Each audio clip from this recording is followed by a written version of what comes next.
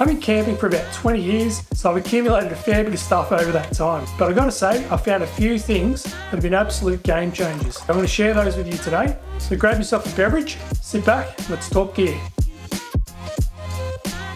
First up, we've got the Dometic tap. So this is a battery powered tap. It's good for about 150 litres on a single charge. So what this means is you don't need to be constantly hauling big water containers around. All you do is you can connect this to a water jug and then you just simply pour a glass of water and it just makes life so much easier.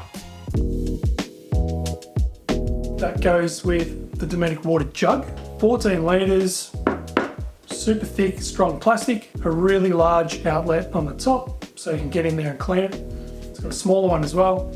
That smaller one comes with another tap fitting, so you can use it without the battery powered tap. And the clever thing is you just store that in the back of your car somewhere, route the tap to it, and then you just have water on tap. While we're on the subject of water, the next one is the Sawyer water filter. Now I've seen that you can spend easily $200 for a lot more on water filters. Cool thing about this, it's tiny, it takes up no space. It's $54. I just keep one in the car. So wherever I go, if I need to top up water, I can get it from any source. You can take this hiking as well. It takes up no room in your pack. You can run it between two bladders and it's just gravity fed system. And it also comes with a syringe so you can back flush it. So that's actually really important. You've got to back flush these, otherwise they'll just clog up and you won't get any flow through it at all. I bought Nitecore headlamps, would have been about 10 years ago. Got a few to show you. Best one for around camp is the NU25. Now this is the older model. Cool thing about this is it just illuminates the area really well. It's got a red function, so it's quite useful, especially if you want to preserve night vision, you're looking at the stars, things like that. The newer model looks way cooler as well. Same good functionality. The next one I'd recommend for hiking is the NU20. I think they also market it as a running headlamp. I don't know how many people go running in the dark, but it's super compact, super lightweight. I think the running time is reduced a little bit. Obviously you compromise a bit there. This one has the red and the white. The pattern isn't as good, I don't think, as the NU25. This is a little bit more focused, so that's a really good headlamp. And then the one I recommend for the power is the HC65. These things are so powerful. This is great for spotting animals. The beam distance is super far. You can have very low illumination. It does red. And it also does like a fancy white LED, which just makes colors look more natural. It's a little bit easier on the eyes. Being able to fit out the whole family without spending a fortune. They're really good quality and they do last, as I found. While we're talking Nitecore, you've got the LR40 lantern. This has also been a game changer for me. Mainly, the benefit is you get a nice warm ambient light around camp compared to what I was using before. It's great. But it's like many of the other lanterns. They're just a bit industrial looking and they've got this fluorescent light that's just not easy on the eyes. So this one obviously looks a bit retro. It does the warmer tones, you can dial it down super low. And then if you want the bright white light, you can do that as well. Got a flashing red light, which I don't know why you would use that. But the other really cool thing about this, you can actually use it as a power bank as well. It's got a little USB on it. In my rooftop tent, it's got an integrated light. I can actually just plug it into this and run that light off this as well. You can also use this light at the same time as it's giving power. So yeah, this has been great just to make the atmosphere around camp just a lot nicer. With a family of 5, once you put 5 chairs into your car, it actually takes up a lot of space. The best one that I could find that's still comfortable and is super small is the OZtrail Cape Series chair. That's how compact it is. It reclines, great for stargazing or if you've had a massive day and you just want to chill out. Really durable fabric, bag's really thick as well, so that's not going to wear out jumping around in the back of your car. One thing I will say though, the chair is a little bit narrower than some of the others, so if you're a bigger person, it might not suit you, and it doesn't have a cup holder, so you're going to have to nurse your beer, but other than that, I reckon it's one of the best chairs in my opinion. Another massive one for me is the Berkeley fishing rod holder. If you're driving a ute, you have a canopy, that's where you're going to need this. So I was just finding fishing rods are always getting in the way before. This thing, you mount it onto the top of your canopy, it's got 4 rod holders, 2-piece, keeps all your rods out of the way, and it's just made life so much more enjoyable. Next up is the Garmin watch. So this is the 7X Sapphire. Solar Pro. Bit of a mouthful. This watch is literally, I would say, the #1 item that's been the biggest game changer for me. I wouldn't live without it. I used to carry this around while I was out on the trails, hiking or hunting. This has been great, but having it on the watch frees up the whole pocket now, and the watch does all the functions that this does. Obviously the screen's a bit smaller. With the smaller screen, I haven't found it to be a problem navigating terrain.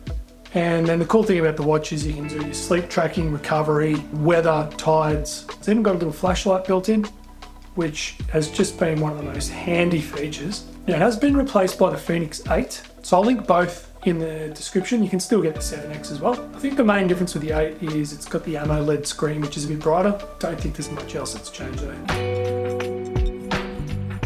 So this next one is actually free. It's the Garmin Explore phone app. It's a mapping app. You can use it for hiking, tracking where you've been. The maps are really well detailed. The contours are great. You've got satellite images. They're basically the same as Google Earth. You can do offline maps. The really cool thing about it is it syncs with your watch. So if you go into the app on your phone, or you can do it via the website as well, any waypoints or paths that you put into there, you'll automatically find on your watch. That's really handy, but also the other way around. If you're out exploring, you find some cool campsites, or you're hunting and you find a really good spot that you want to come back to, you can just log that and that all goes in the cloud. So you've got access to all the places you've been, all in one place. It's a game changer in the sense that it's really good value. It's a knife. The company's called BPS Knives, and they make a really high quality knife that is really good value. So I got this one for my son. Blade length is 100mm, but it's a really nice knife for using around camp. It's good for carving, super sharp, just fits in the hand really well. The workmanship is awesome. It comes with a nice leather sheath. You know, it functions really well. It's not going to come out by itself when it's on your belt. They do have a lot of different models of knives, different sizes and shapes, purposes. I'll link to this one. There's a few other good ones really useful for camp knives as well. Next up, gloves. These are really underrated. It's so handy to have gloves around camp. If you're grabbing hot stuff out of the fire, doing some chainsawing, running the 4-wheel drive's winch, or just clearing tracks and picking up logs and branches, a pair of gloves makes that a lot easier. Also, if you're moving through thick scrub, you can just push stuff out of the way without wrecking your hands. I keep this pair in the car all the time. Everyone should have a pair. Next up, we've got an axe mount. I always bring an axe camping, just for chopping up wood around camp, that sort of thing. I was always just putting the axe in the back of my ute, bouncing around. I tried some mounts that had like a rubber strap, or the alternative was like a double mount where you had to kind of adjust both of them at the same time. I found that didn't work for me because I wanted to be able to put the axe into the ute just like that with one hand from the back of the tailgate. So this next one is something I actually designed and 3D printed myself. The way it works, you've got a cup on one side. On the closer side, you've got like a hook and elastic strap that goes over. Super secure. I've been traveling around with it for years and I've never had it come out. Nothing's broken or failed. It's got 2 attachment points on each side, compatible with MOLLE systems, so super easy to fit. Now, like I said, that's something I just designed for myself, but I'll drop the link for that one, and that's through Etsy. Super simple, this one. Just paracord. What I was carrying before was a massive rope. It was a thick rope and the thing just took up nearly as much space as that chair, to be honest. This is longer, it's thinner. I'm pretty sure it'd have about the same strength. This is like 15 bucks. Considering how useful and small, cheap it is, it's an item that everyone should have in their kit. And lucky last, storage pouch. When you're camping, one of the biggest headaches is just gear, being able to find it again and organising it. This is a really handy sized pouch that I found. It's got like a MOLLE system. You can attach it to a backpack. You can attach it onto a racking system on your car. You can use this for a lot of different things. Could be a first aid kit. Could be for organising electrical equipment. I just basically have my rifle cleaning kit in here. So many different compartments. You've got these little Velcro loops, another zip. So you've got that main compartment and there's another compartment here.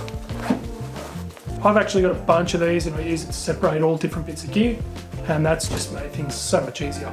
So there you have it, guys. That is my wrap up of the most useful pieces of gear that I've come across. And I'm nearly out of gear. I hope you enjoyed the video. If you want to see this stuff in action, check out my other videos. And if you do have any questions, put them in the comments. I'm more than happy to help you out. Otherwise, I'll catch you on the next one.